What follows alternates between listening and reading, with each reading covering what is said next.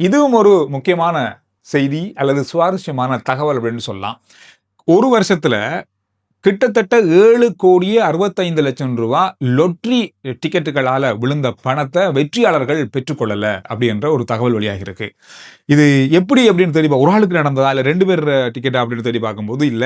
இது ஒரு வருஷத்துல நிறைய டிக்கெட்ஸ்கள் கிட்டத்தட்ட தேசிய லொத்தர சபைக்கு சொந்தமான 5 விதமான பிரிவுகள் இருக்கு தானே, நிறைய பிரிவுகள். அதுகள் எல்லாத்தையும் சேர்த்து இந்த பணத்தொகைய உரியவர்கள் அல்லது வெற்றியாளர்கள் பெற்றுக்கொள்ளல.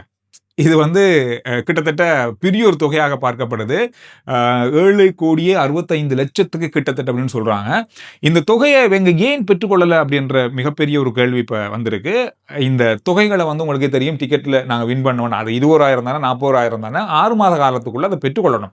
இது 6 மாதம் கடந்திருக்கு, 1 வருஷமும் கடந்திருக்கு, யாருமே அதை பெற்றுக்கொள்ளல. சில வேளையில வின் பண்ணவங்களுக்கு இது தெரியாம போயிருக்கலாம். சிறிய தொகை ரூ. 40 ரூ. 60 ரூ. 100 அப்படின்றதுக்காக அதை அவங்க கண்ணும் காணாம விட்டுருக்கலாம். அல்லது தெரியாமலும் போயிருக்கலாம். இந்த மாதிரி சேர்ந்து 7,65,00,000 ரூபா வந்திருக்கு. ஆனா இது 6 மாத காலம் கடந்ததால இது அரசாங்கத்துக்கு அல்லது இது வந்து அந்த நிதி பிரிவுகளுக்காக அதை மாற்றப்படுறதுக்கு தயாராக இருக்கிறது.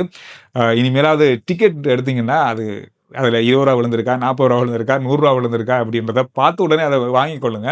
இந்த மாதிரி சேர்ந்து பாருங்க. ஒரு வருஷத்துக்குள்ள 7,65,00,000 ரூபா அரசாங்கத்துக்கு வருமானமா போயிருக்கு. பரவாயில்ல, இது ஒரு நல்ல விஷயம் தான்.